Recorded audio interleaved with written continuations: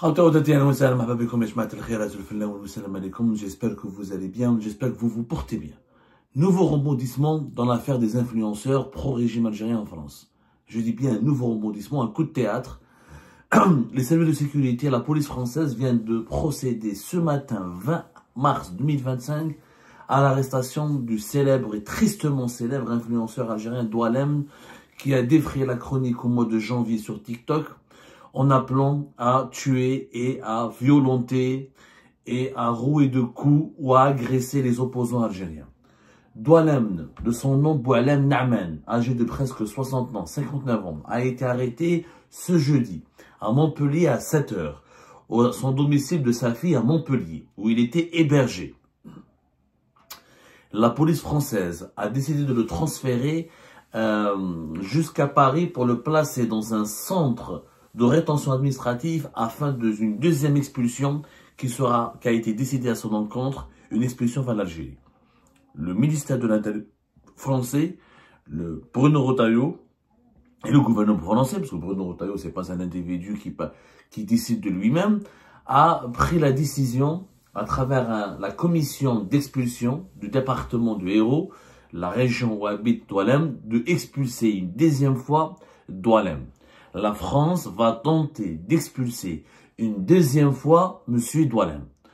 Et là, ça va être, je crois, un deuxième bras de fer entre l'Algérie et la France. Rappelez-vous la fête Doualem. Elle est tout simplement extraordinaire. C'est un feuilleton. Et je crois avoir compris la stratégie cette fois-ci de M. Bruno Retailleau. Au départ, l'Algérie l'a rejeté vers le 9 janvier. Il a été arrêté le 5 janvier 2025. Il a été par la suite,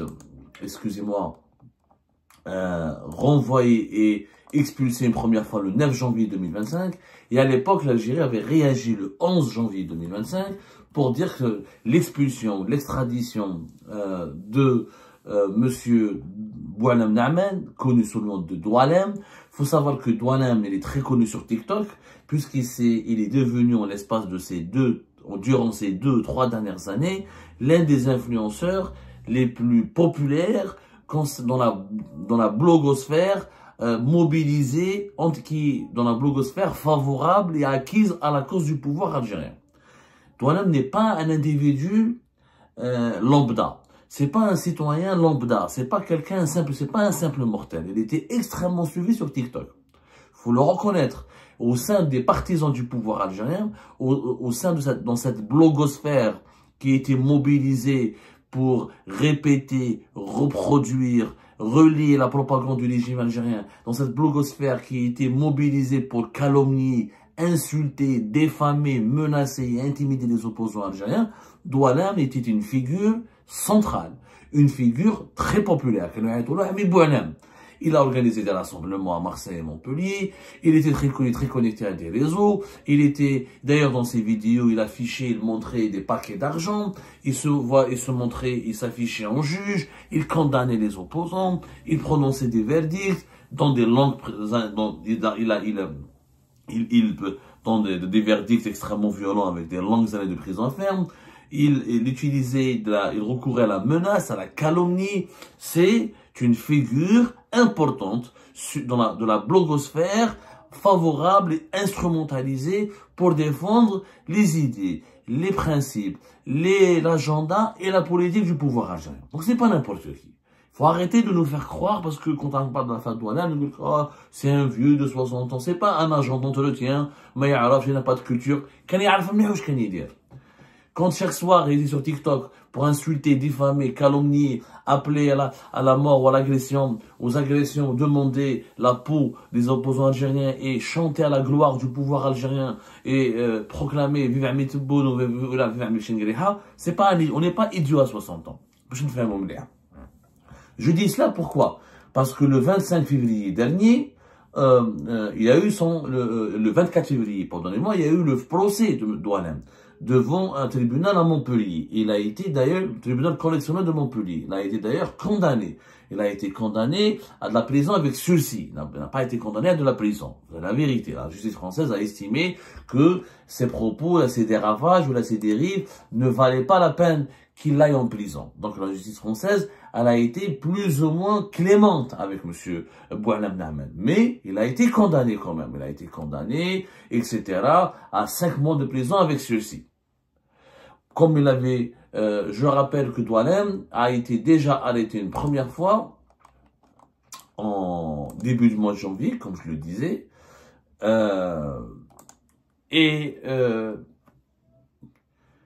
Au départ, les autorités algériennes ont affirmé que son expulsion était illégale. Pourquoi? Parce que Doualem n'aurait pas été jugé. N'avait pas été jugé, qu'il n'est pas passé par le canal judiciaire, qu'il a des membres de sa famille en France, qu'il a des enfants en France, qu'il vit en France depuis de très très nombreuses années, et que donc l'Algérie avait rejeté son expulsion, parce que d'abord il n'y avait pas de laissez-passer consulaire, alors qu'il est algérien. Lui-même il dit dans ses vidéos, je suis un Algérien. Donc, je ne vois pas en quoi, qu'est-ce que j'ai fait de particulier. Bah, pour lui, il était, il est algérien. Il s'assume lui-même en tant qu'Algérien. Personne ne peut remettre en cause que Doualem n'est pas algérien. Il est algérien. C'est un ressortissant algérien. Il l'affirme lui-même. Il est maintenant démontré publiquement qu'il est algérien.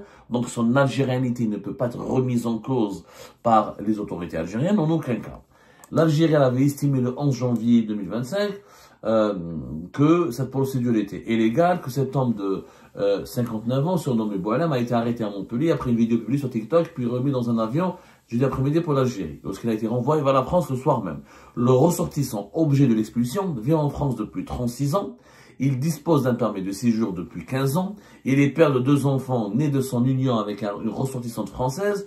Enfin, il est socialement intégré dans la mesure où il exerce un emploi stable depuis 15 ans. Et donc, l'Algérie a refusé cette extradition, prétendant encore qu'elle n'a pas été, ses droits et ses acquis ont été violés.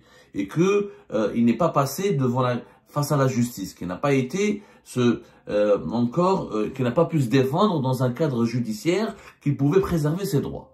Maintenant, cette fois-ci, j'aimerais bien connaître les arguments des autorités algériennes quand la France va expulser une nouvelle fois Doualem. Il faut savoir que la commission d'expulsion de l'EO, on appelle ça le COMEX, qui relève du ministère de l'Intérieur, a décidé de l'expulser le 12 mars dernier.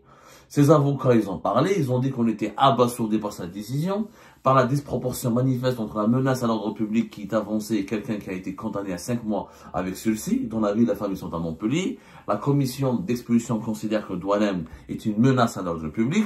Pourtant, c'est un débat. Ses avocats parlent d'une décision politique. Notre client est parti en étau et un étendard de la politique migratoire de ce gouvernement. Voilà. Après, donc, Doualem, il a été notifié le 12 mars qu'il faisait l'objet d'un deuxième avis d'expulsion. Et cet avis était parmi cette commission qui avait pris cette décision. Il y a parmi les membres de cette commission, il y a 2 magistrats du tribunal judiciaire et un juge administratif. Donc, c'est quand même des juges. Donc, la COMEX, cette commission des expulsions du département de la région de Montpellier, avait décidé de prendre une mesure d'expulsion contre lui, et en estimant que Doualem, c'est une menace à l'ordre public. C'est une menace contre les autorités, contre l'ordre public en France. Même s'il n'a pas été condamné à la prison ferme, parce qu'il a été condamné pour provocation non suivie d'effet à commettre un crime ou un délit. Les juges français ne l'ont pas mis en prison parce qu'ils ont estimé qu'il avait demandé à ce qu'on agresse ou à ce qu'on tue ou à ce qu'on inflige des souffrances physiques, mais à quelqu'un, un opposant, mais cet appel n'a pas été suivi d'effet. Si les personnes qui étaient ciblées par l'appel de Doualem n'avaient été réellement agressées ou physiquement touchées, ça aurait été notre histoire. Donc les juges français ont été très clairs, très clairs, très précis, etc. Je rappelle que début du mois de février, la justice administrative, le tribunal administratif de Melun avait annulé l'obligation de quitter le territoire français contre M. Doualem. Il avait estimé qu'il n'avait pas été encore jugé et qu'il a des attaches avec la France. Et d'ailleurs, février 2025, début février 2025, même le ministère de l'Intérieur, dirigé par Bruno Retailleau, il avait été désavoué et condamné à verser une indemnité à Doualem. Sauf que maintenant, M. Boualem Nahman, alias Doualem, il a été jugé. C'est bon. Il a comparu devant un juge. C'est bon. C'était le 24 février dernier 2025. Maintenant, en mars 2025, la France, elle estime qu'elle ne veut pas de ce monsieur. Que va faire l'Algérie maintenant? Que vont faire les dirigeants algériens? Est-ce qu'ils vont le renvoyer? Vous ne pouvez pas me dire qu'il faut un laisser-passer consulaire ou là quoi que ce soit, parce que le monsieur est algérien, il est contre, il a été jugé. Sa culpabilité, elle a été confirmée. Il n'a pas été emprisonné, mais sa culpabilité, elle a été confirmée. Lui-même, dans son procès, lors du déroulement de son procès, lors de l'audience de son procès, lui-même avait reconnu qu'il faisait de la propagande, qu'il s'appuyait sur les mensonges des réseaux sociaux, qu'il ne se distinguait pas entre les fake news, etc. Mais il a toujours assumé ses positions. Il a assumé ses positions favorables au pouvoir algérien. Après, voilà, il parlait pas bien français, il savait pas de quoi il parlait, ça se voit qu'il ne maîtrisait pas le sujet. On a fait une émission là-dessus pour dire, voilà, rappelez-vous, vous pouvez revoir notre émission là-dessus, c'est une catastrophe, hein.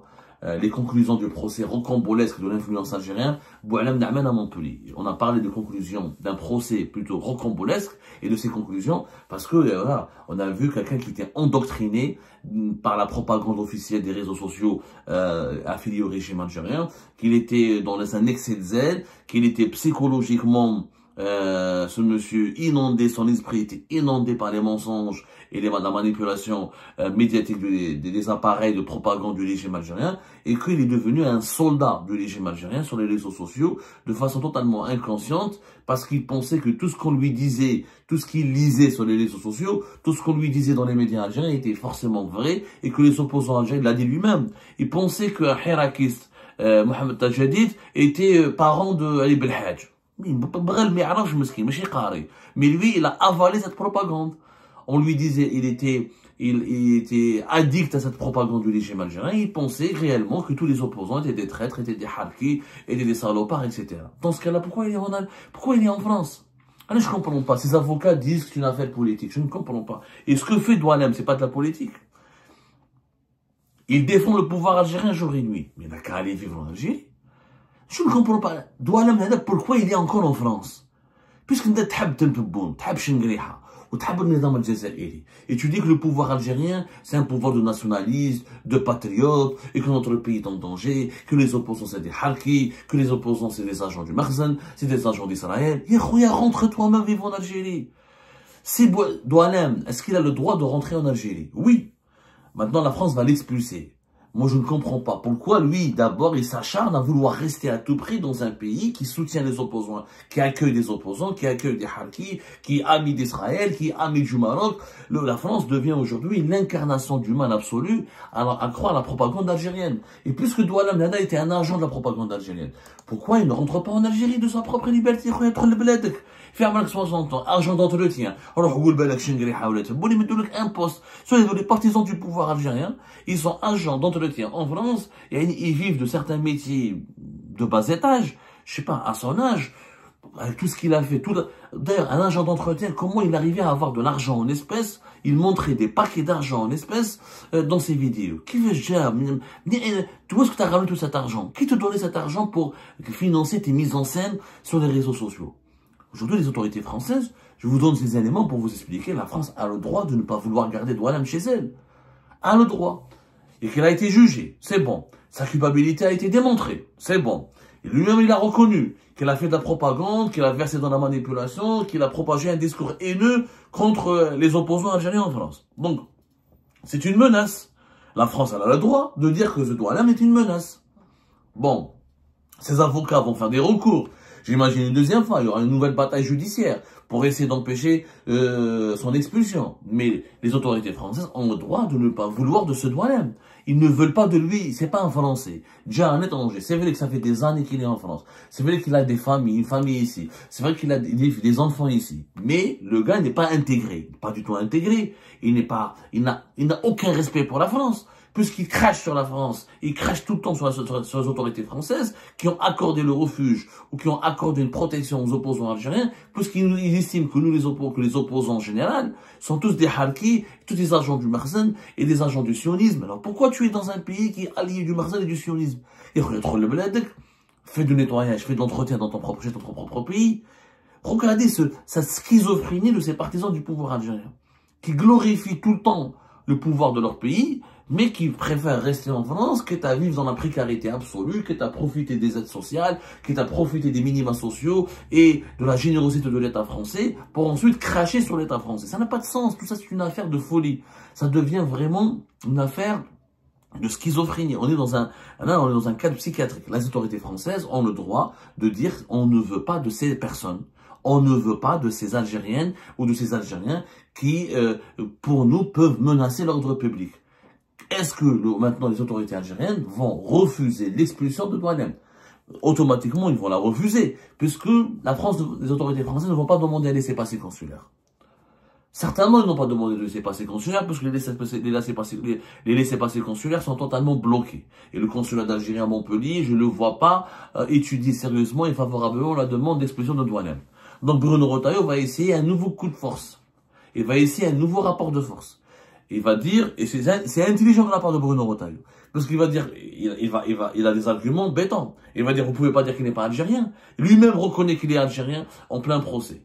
Vous pouvez pas dire qu'il n'a pas été jugé, il a bénéficié de tous ses droits. Il a été jugé, c'est bon.